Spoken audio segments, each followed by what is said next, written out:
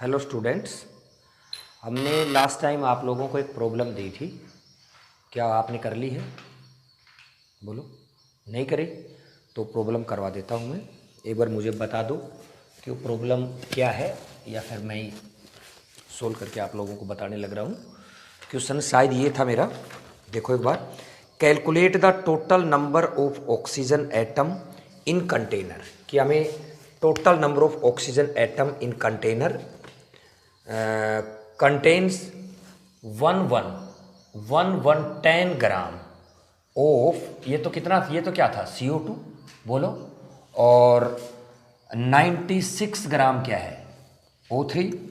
90 ग्राम क्या था, वाटर। 160 ग्राम क्या है, SO3। और 342 ग्राम क्या है, सुक्रोज है, C12H22O11। ये दे रखा था। एक बार क्वेश्चन को दोबारा आप देखो। Calculate total number of oxygen atom. हमें total number of oxygen atom निकालना है, तो निकाल देंगे। देखो सबसे पहले इधर हम सब्सटेंस लिखते हैं। सब्सटेंस मेरे पास एक CO2 है, एक मेरे पास O3 है, एक मेरे पास H2O है, एक मेरे पास SO3 है, और एक मेरे पास सुक्रोज है, H22O11। सभी का यहाँ पे मास दिया हुआ है। मास कितना दिया हुआ है CO2 का, 110, 96, 90 ग्राम, 160 ग्राम, 342 ग्राम। क्या सबसे पहले इनका मोल निकाल दूँ? बोलो। मोल निकालूंगा तो क्या होगा, given weight upon molecular weight. CO2 का मोलिकुलर वेट कितना होता है, 44। तो यहाँ पे क्या हो जाएगा, 110 divided by 44 is equal to कितना हो जाएगा तुम्हारा, 5/2 हो जाएगा। 5/2 बिल्कुल, यहाँ पे 5/2 हो गया। और जो ओजोन है इसका क्या हो जाएगा, गिवन वेट अपॉन इसका मोलिकुलर वेट। ओजोन का कितना होता है, 48। तो यहाँ पे क्या लिखोगे आप, 48 कितना हो गया, 2। ये नंबर ऑफ मोल्स हो गया। वाटर का करेंगे तो given weight upon molecular weight कितना हो गया, 5। और SO3 का जो मोलिकुलर वेट कितना होता है, 80 होता है। तो गिवन वेट अपॉन 80, ये कितना हो गया, 2। और इसका मोलिकुलर वेट कितना होता है सुक्रोज का, 342 ही होता है। तो 342 डिवाइडेड बाई 342 इक्वल टू 1। ये सभी हमने क्या कर दिए, इसके मोल निकाल दिए। ठीक है ना। अब मोल से, ये तो मैंने मोल निकाला, मोल निकाला। क्या मैं अभी मोलिक्यूल निकाल दूं? बोलो। मोलिक्यूल निकालूंगा तो केवल मोल को Na से मल्टीप्लाई करना होता है। तो कितना हुआ मोलिक्यूल, क्या इतना Na हो गया, यहाँ पे 2Na हो गया बोलो, यहाँ पे 5Na हो गया बोलो, यहाँ पे 2Na हो गया बोलो, यहाँ पे 1Na हुआ, 1Na। क्या मेरे पास मोलिक्यूल निकल गए? बोलो। मोलिक्यूल तक कोई दिक्कत है क्या? अगर अब मुझे क्या निकालना है, एटॉमिसिटी से मल्टीप्लाई करूँगा, क्योंकि मुझे ऑक्सीजन निकालना है। तो देखो ये आपको पता है, अगर एक मोलिक्यूल के अंदर 2 CO2 होते हैं, सही है कि नहीं है?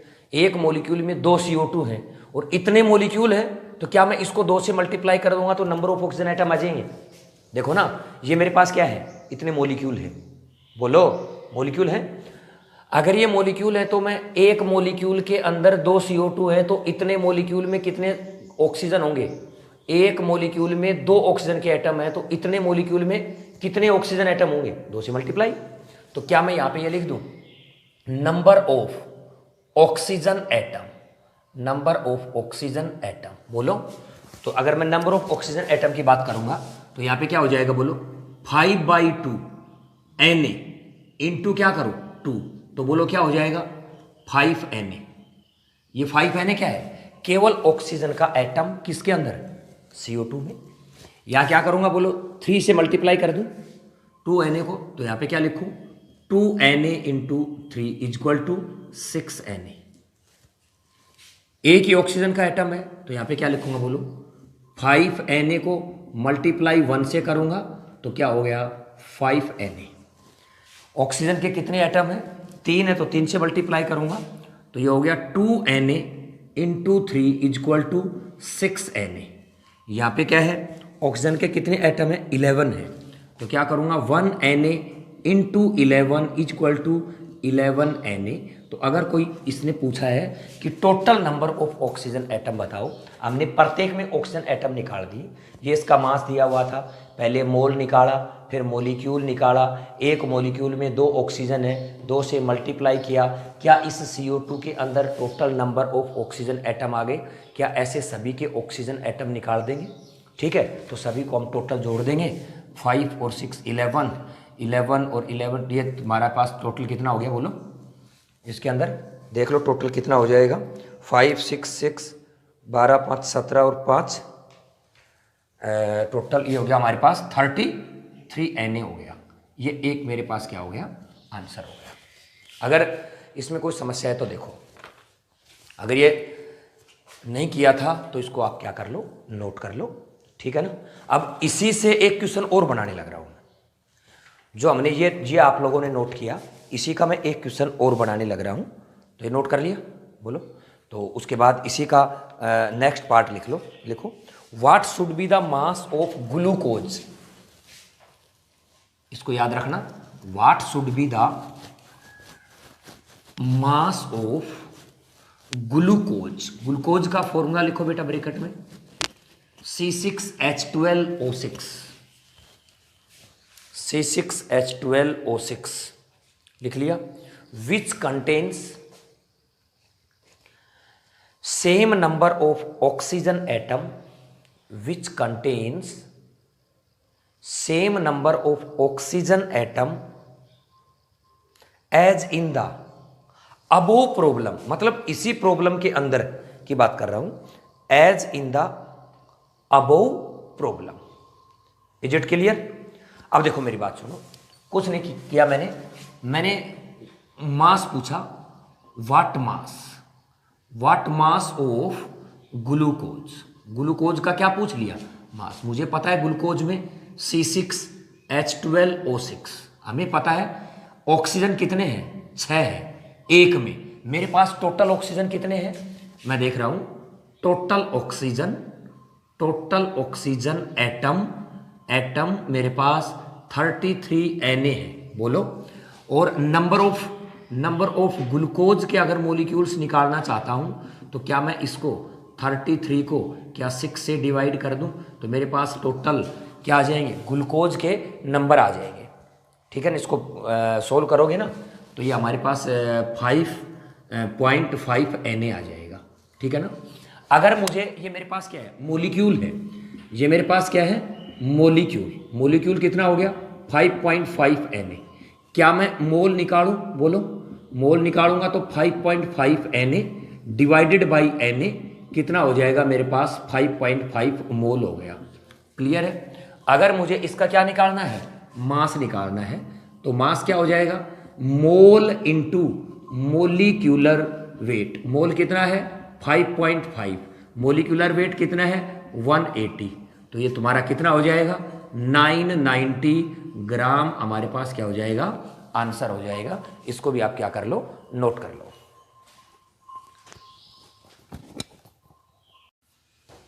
कर लिया इसको नोट। एक प्रॉब्लम और रख लो, क्या कर लो? एक प्रॉब्लम आप और नोट करो। लिखो, what mass of ethane, what mass of ethane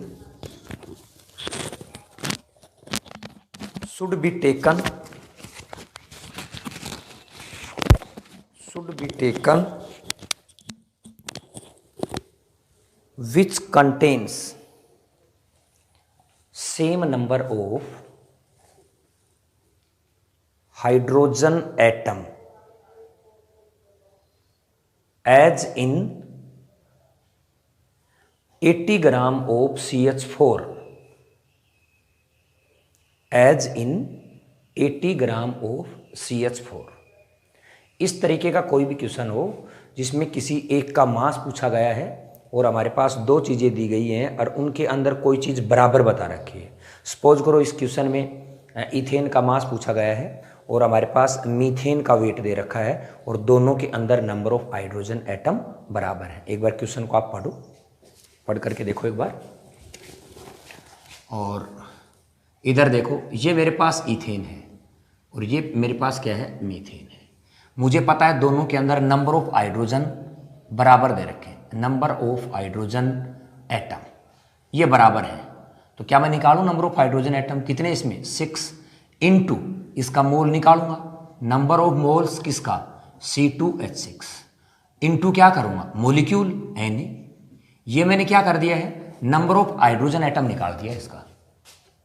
कैसे निकाला number of hydrogen atom, 6 hydrogen है, इसके मोल से मल्टीप्लाई किया, मोल को किससे कर दिया, Na से, इससे क्या बन गया, मोलिक्यूल बन गया। इधर करो 4 into number of moles of CH4 into Na से Na कट गया। यहाँ देखो 6 इंटू नंबर ऑफ मोल्स कैसे निकालते हैं, given weight upon molecular weight, ठीक है ना। मोलिकुलर वेट अगर C2H6 का निकाल के देखो एक बार, मोलिकुलर वेट कितना बनेगा, ठीक है ना। 6 दूनी 12, 12 दूनी 24 और 6 30 बन जाएगा। तो यहाँ पे क्या लिख दूँ मैं, 30, ये लो, इज इक्वल टू 4 इंटू यहाँ पे इसका गिवन वेट कितना दे रखा है, 80, देखो ना सवाल में 80 दे रखा है, डिवाइडेड बाय कितना हो गया, 16। तो ये तुम्हारा कितने पे कट गया, 5, ये कितने पे कट गया, 4, और ये कितने पे कट जाएगा, 20। तो W इज इक्वल टू कितना हो जाएगा, 100 ग्राम। आंसर बहुत ही सिंपल एक टेक्निक है, इससे हम छोटे छोटे सवाल इस तरीके के निकाल सकते हैं। नोट कर लो इसको भी।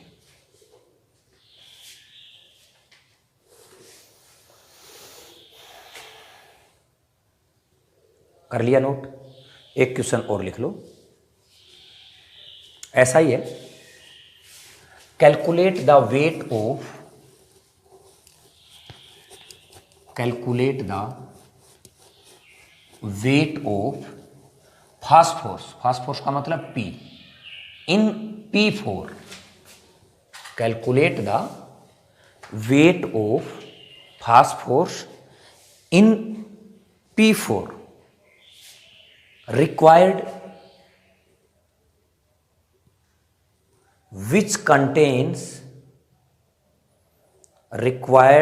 which contains same number of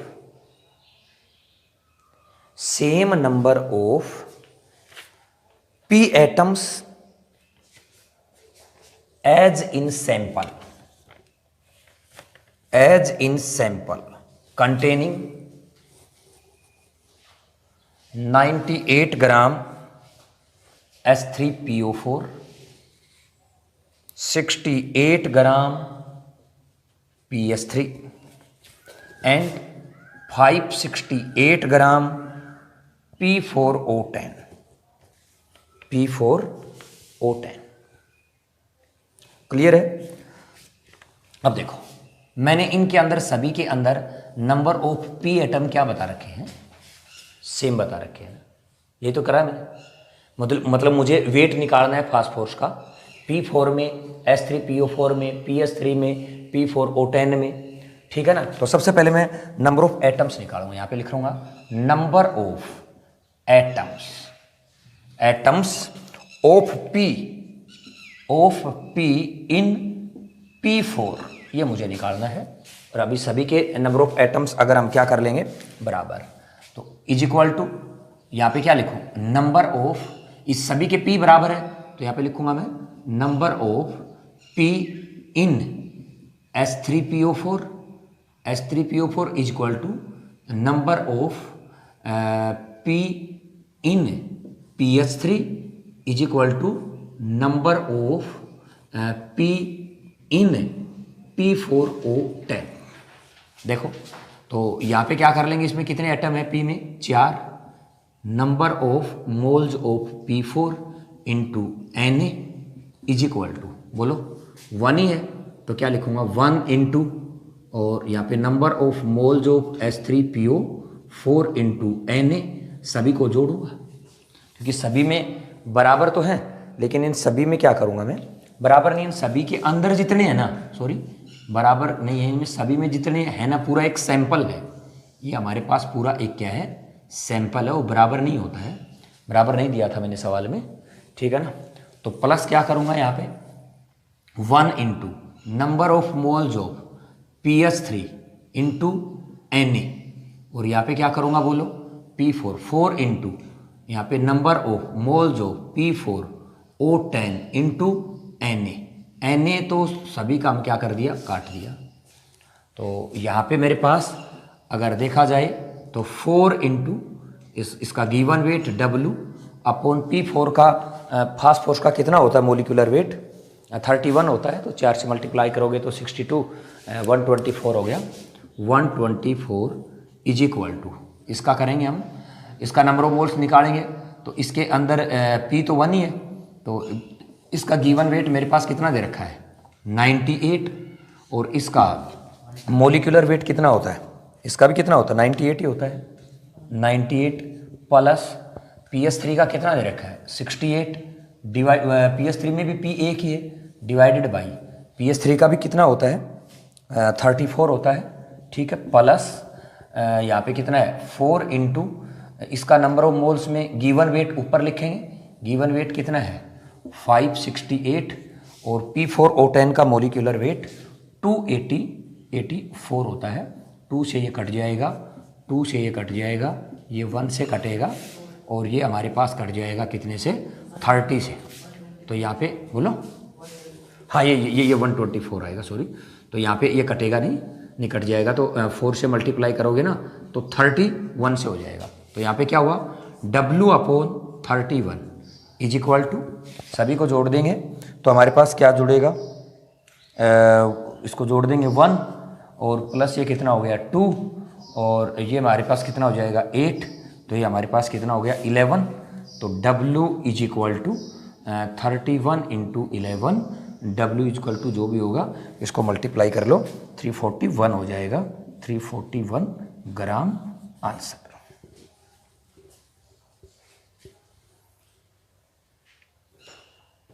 दोबारा देखो कि number of atoms in P4 में जितने नंबर ऑफ एटम्स हैं वो इस एक पूरे सैंपल में है।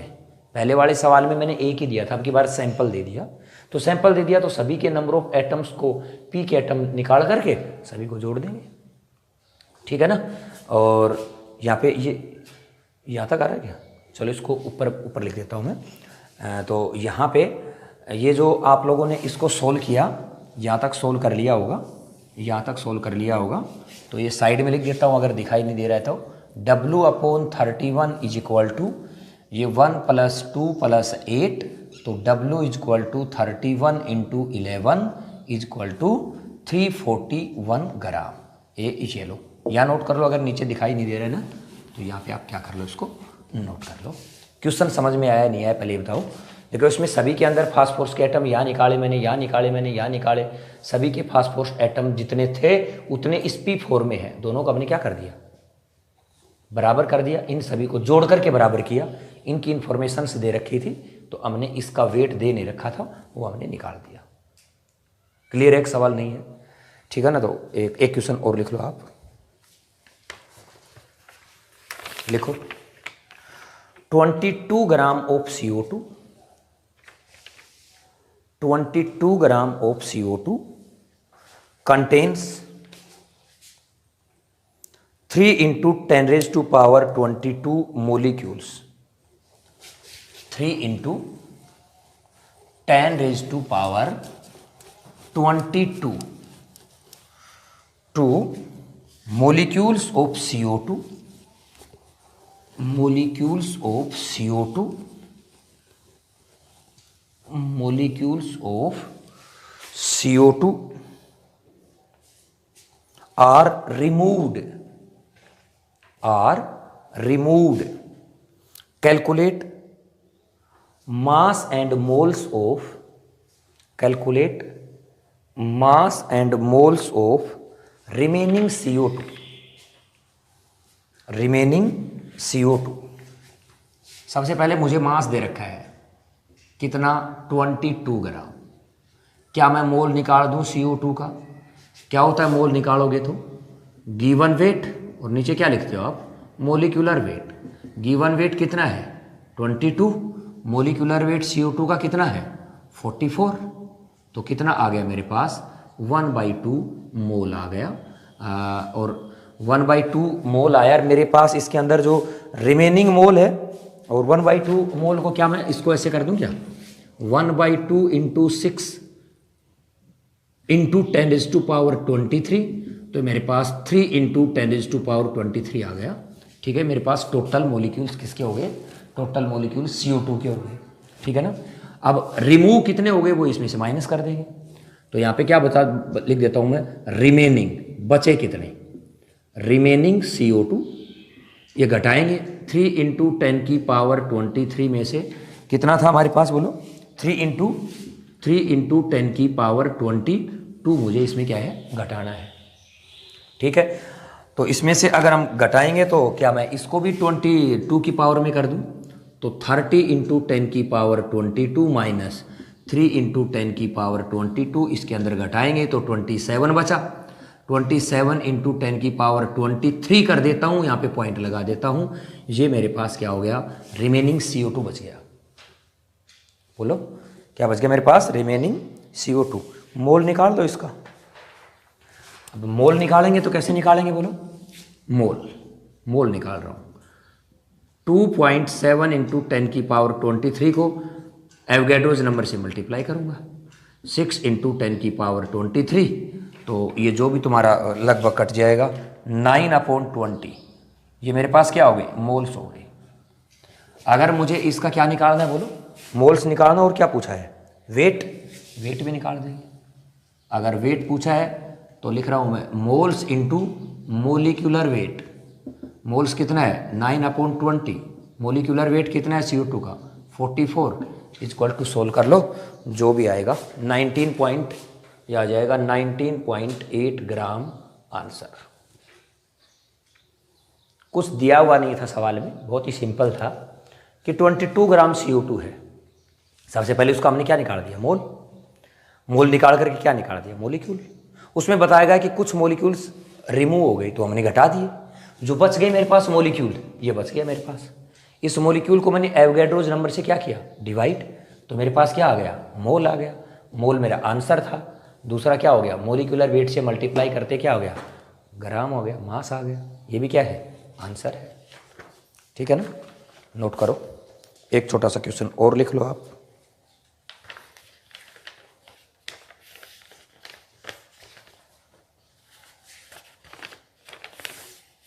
लिखो, from 48 gram of helium, from 48 gram of helium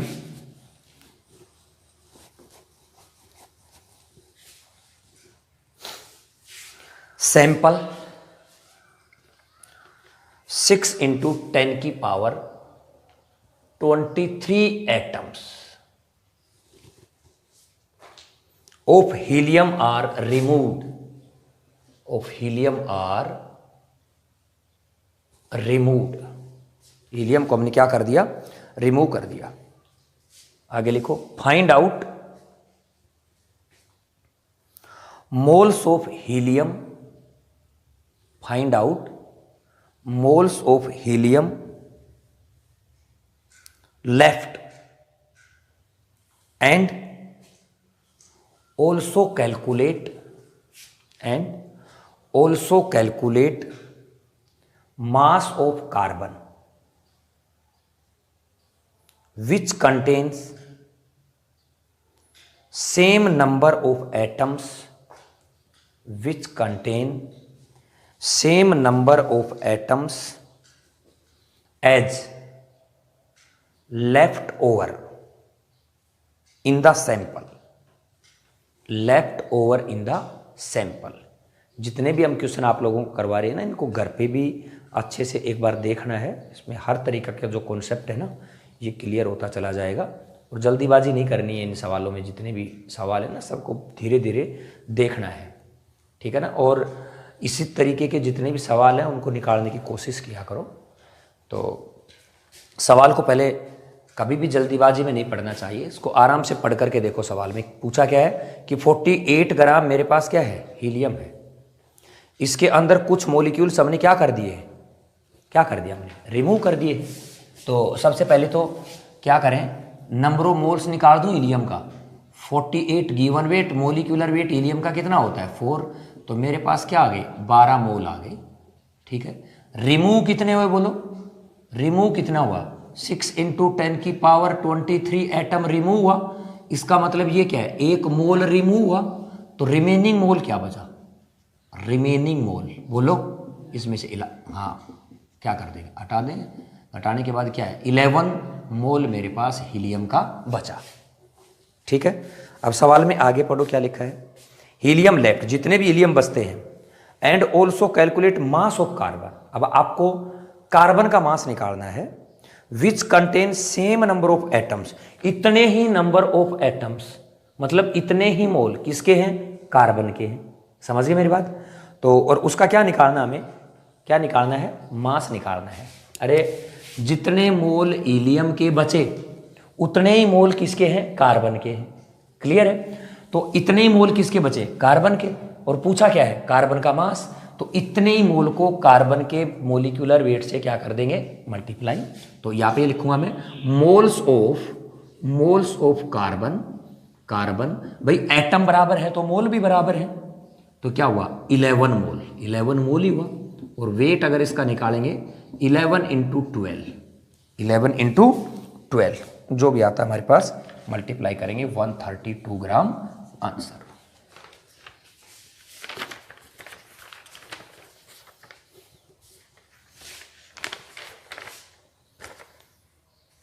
ठीक है ना। उसके बाद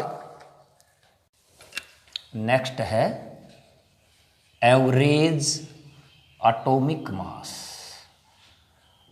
एटॉमिक मास ये क्या मतलब होता है, पहले इसका मतलब देखो कि हमें पता है कि हाइड्रोजन का मास हम जनरली 1 लेते हैं, जबकि हाइड्रोजन के कई आइसोटोप होते हैं जिसका मास 1 भी होता है, 2 भी होता है, 3 भी होता है। लेकिन हम ज़्यादातर जब भी इसका एटॉमिक मास अगर कोई पूछता है तो हम हाइड्रोजन का क्या लेते हैं 1। ये क्या है, एवरेज एटॉमिक मास है।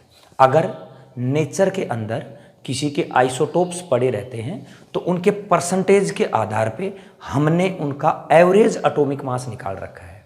जैसे कार्बन 14 भी होता है, कार्बन 12 भी होता है, ठीक है ना, तो हम उनका एक एवरेज एटॉमिक मास लेंगे।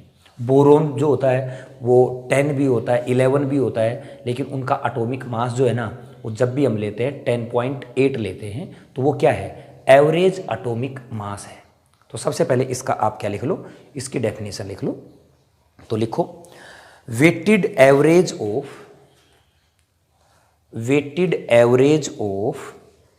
Atomic mass of elements, atomic mass of elements naturally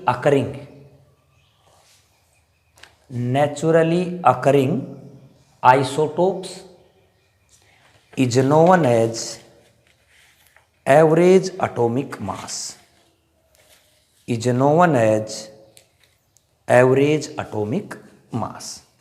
तो जो एवरेज एटॉमिक मास को जनरली हम AAM भी बोल देंगे।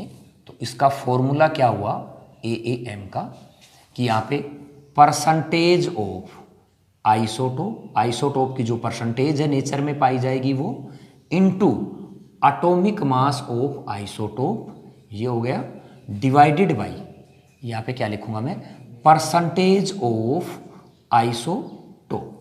ठीक है ना।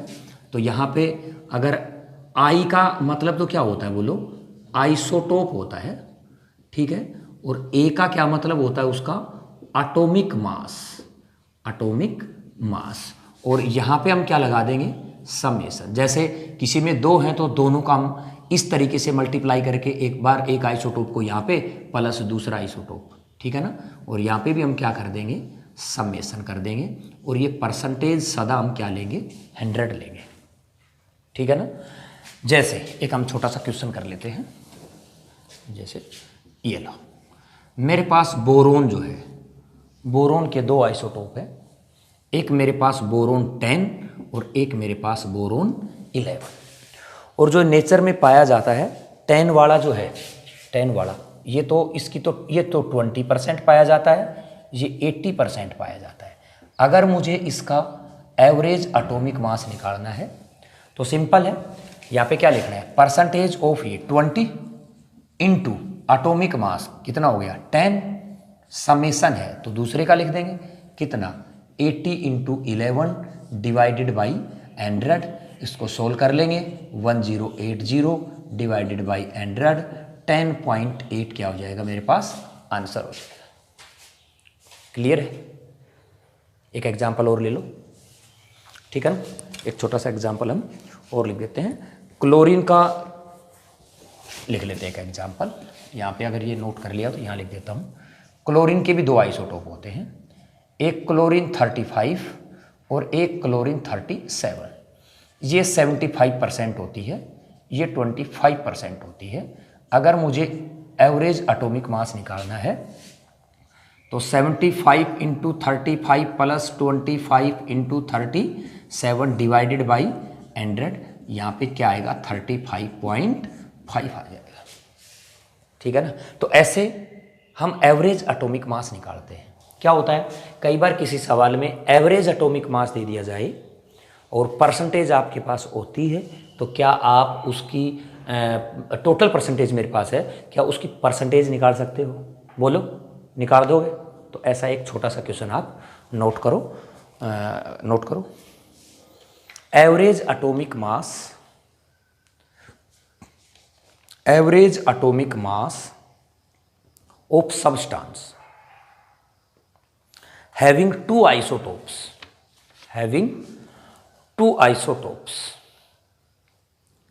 of atomic masses 470 AMU and 600 AMU, and their average atomic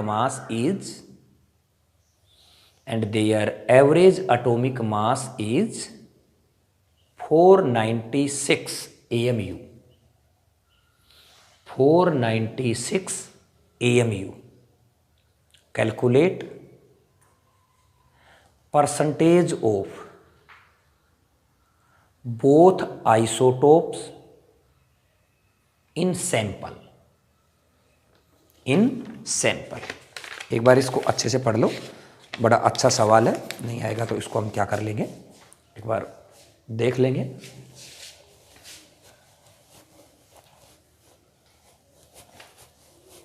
पढ़ो जब तक आप इसको।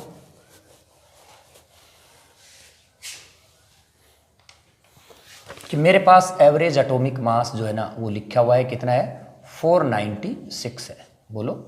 और इसकी दो परसेंटेज अलग अलग है, दो अलग अलग है, एक आइसोटोप फर्स्ट है, एक सेकंड है, और एक का तो कितना लिखा हुआ है 470 था क्या, एक का कितना है 600, ठीक है। परसेंटेज हमारे पास दी हुई नहीं है तो इसकी x मान लेता हूं, तो इसकी 100 माइनस क्या हो जाएगी x हो जाएगी।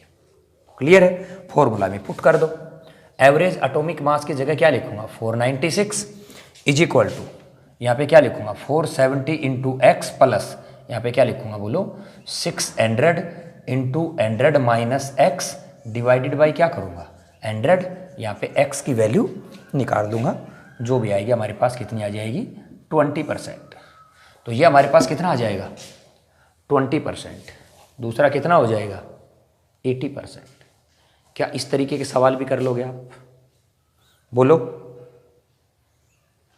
तो आज के लिए इतना ही है, कल मैं एवरेज मोलिकुलर मास के ऊपर क्वेश्चंस करवाऊंगा, ठीक है। तब तक के लिए थैंक यू।